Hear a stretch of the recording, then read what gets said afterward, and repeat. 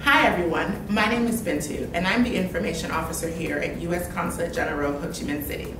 We know that applying for a U.S. visa can sometimes feel long, complicated, and even expensive. So today we're here to help answer some of your questions. We asked for your visa questions on our Facebook page. Today, we have taken the most frequently asked questions, and we are fortunate enough to have colleagues from the consular section, Charlie, who will help answer some of your questions here. So let's start with Charlie, who works in our non-immigrant visa section. This is the section that handles tourist, business, and student visas. Charlie, welcome. Thank you, Binta.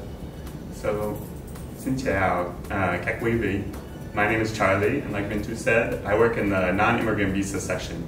So if you come in to the consulate for an interview, I or one of my colleagues will be interviewing you to determine whether you qualify for a U.S. visa. Let's start at the beginning. People have questions, of course. So the first one, what form do I need to submit to apply for a U.S. non-immigrant visa, and where can I find it?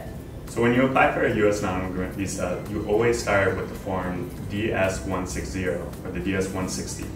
This form, whether you are applying for your first visa or you've had a lot of visas already, is how you always begin the process. And it requires that you input information about the type of visa that you're applying for, your destination and how long you plan to travel for, and various information about your family, your education, employment history, and travel history. And the form is on ustraveldocs.com, or you can link to it through the consulate's website. Thank you, that's helpful. What if I don't speak English or I've never completed this form before? Homestyle, that's okay. We know that the DS-160 can seem really intimidating, especially if it's the first time that you've done it. That's why we have a couple features that we've either introduced or that we're working on to help make it easier for non-English speakers. The first is that you can translate the ustraveldocs.com website into Vietnamese so that you have the instructions there in Vietnamese. We're also working on an instructional video to how to complete the DS-160 that will take applicants step by step through the DS-160 in Vietnamese so that applicants can listen to the instructions and then put their answers down in English. We know that the process is complicated, but we also think that visa agents tell applicants that the process is far more complicated than it is and then charge them hundreds or even thousands of dollars to do this process that many applicants could simply do themselves. Thank you, that would be really helpful, and I'm sure people are looking forward to that. What are some of the benefits of completing my own DS-160? So the first major benefit is that you save yourself a lot of money. We know a lot of applicants see the DS-160 as very complicated and go to visa agents to do it for them, who charge a lot of money. But the real benefit is that when you do the DS-160 yourself, you know all of the information that goes in, and therefore you know what's true and what's not, and you know the information that you're representing to the consular officer. Because even if someone else entered the information for you, you alone are responsible for that information. And if there's incorrect information, that can hurt not just your current application, but applications in the future too. Wow, that's really good to know. You mentioned incorrect information. What do you mean when you say incorrect information? There's a lot of different examples of incorrect information. There's a lot of rumors and myths swirling around out there about how to go through the visa application process, what makes a good visa applicant. So we really see everything. We see people who are married, but they come in and tell us they're single, or they're single and they tell us they're married. We see people who have relatives in the US but say they have none, or they make up a relative who they say they're going to visit when really they have a different motive of travel.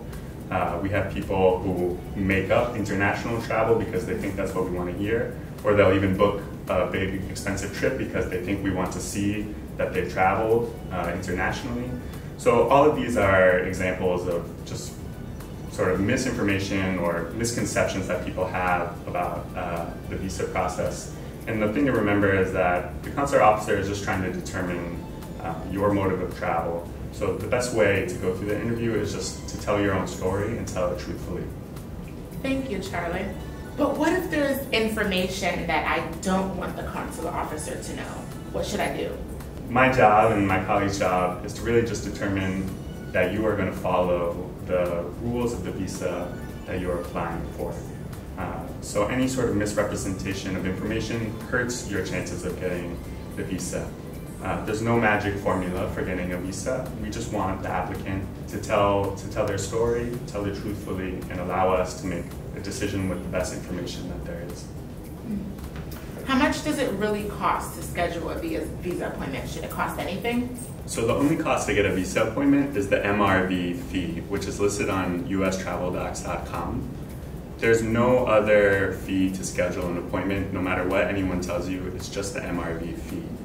So, and we also received a lot of questions, I know, about our wait times. And the COVID-19 pandemic really disrupted travel and consular operations all over the world. So as we return to normal, we expect that our wait time should steadily decrease so that you can get your appointment and your visa as quickly as possible. So what documents will I need? So the only documents you'll need for your interview are listed on ustraveldocs.com.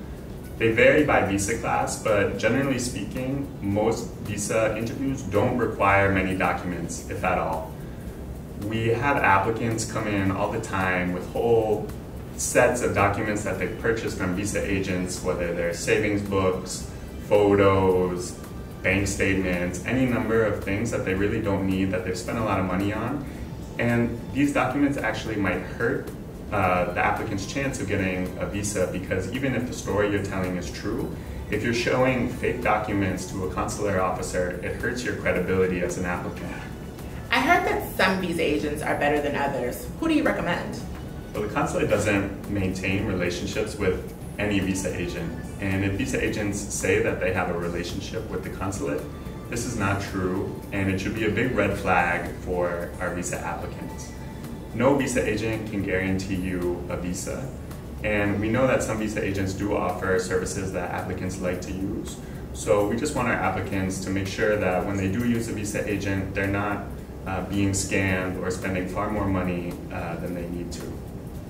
Now that we know that no visa agent can guarantee a visa, I have another question that's related to this. A visa agent filled out my application for me, but they made a mistake and I didn't get the visa. Now the agent won't give me my money back. What can I do? So unfortunately, we hear stories like this all the time. They're quite common.